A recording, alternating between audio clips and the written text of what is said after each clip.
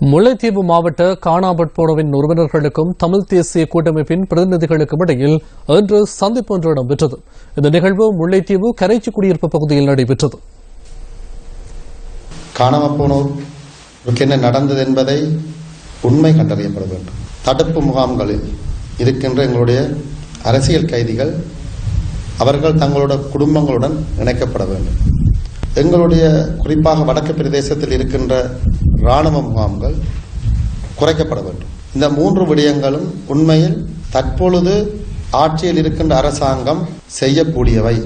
அரசியல் கைதிகள் இராணுவ முகாம்களை விடுவிப்பது தொடர்பான முயற்சிகளோ அவர்களிடம் ஒரு சரியான திட்டம் இல்லை. காணாமற் போனோர் தொடர்பாக டக்ளஸ் தேவானந்தா நீங்கள் பேசுவதற்கு உங்களுக்கு என்ன தகுதி இருக்கு? உண்மையில் யுத்தம் நடக்கும் போது இராணுவங்களோடு இருந்து எங்களுடைய மக்களுக்கு துன்பம் இழைத்தவர்கள் இன்று துன்பம் இழைத்த மக்களுக்கு நீதி கிடைக்க வேண்டும் என்று போராடுகிறார்கள். வியப்பா இருக்கிறது. நீங்களே இதை பற்றி கேட்கிறீங்க. உங்களால் எவ்வளவு பேர் காணாம போயிருக்கீங்க?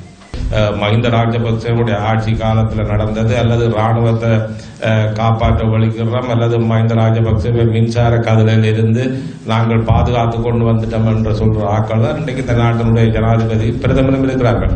ஆனால் இவர்களை இந்த ஆட்சிக்கு கொண்டு வந்தது நீங்களும் நாங்களும் தான்.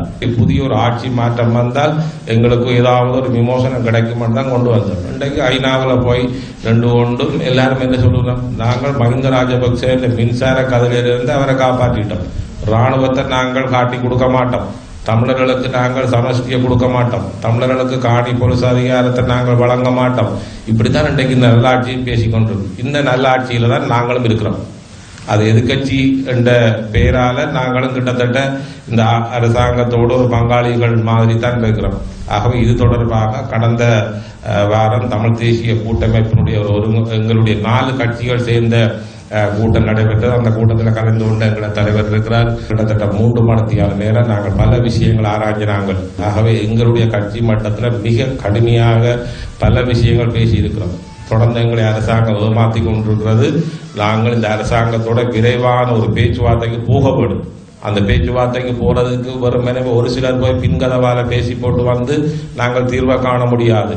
சம்பந்தன் ஐயாவுக்கு மிக இறுக்கமாக நாங்கள் சொல்லியிருக்கிறோம், விரைவாக தமிழ் தேசிய கூட்டமைப்புக்கும் அரசாங்கத்துக்கும் இடையில் ஒரு பேச்சுவார்த்தைக்கான கால நேரத்தை குறிக்க சொல்லியும் அந்த பேச்சுவார்த்தையில உடனடியாக எங்களுக்கு முன்னால் இருக்கக்கூடிய உங்களை போன்றவர்களுடைய அவசரமான பிரச்சனைகளுக்கு அரசாங்கம் விரைவான ஒரு பதிலை சொல்ல வேண்டும்.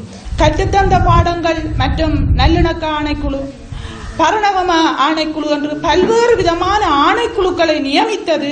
ஆனால் அந்த ஆணைக்குழுக்களிடம் மக்கள் சுதந்திரமாக கருத்துக்களை சொல்வதற்கு தடை இருந்தது.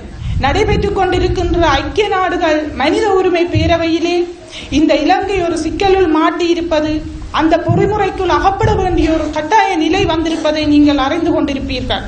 கடந்த மஹிந்த ராஜபக்சவும் அவருடைய மனைவியும் தன்னுடைய பிள்ளை சிறைக்கில் இருக்கின்ற பொழுது சோறு கொண்டு போகின்ற பொழுது அந்த துன்பத்தை அவர்கள் உணர்ந்திருப்பார்கள்.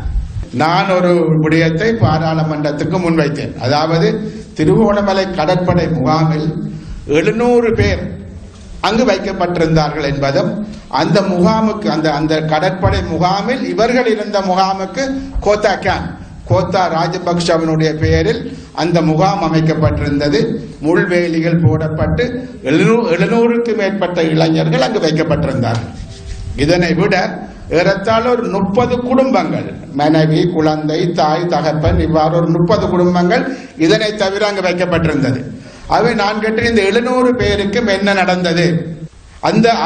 அதே திருகோணமலை கடற்படை தளத்தில் உள்ள முகாமில் ஒரு சித்திரவதை முகாமும் இருந்தது.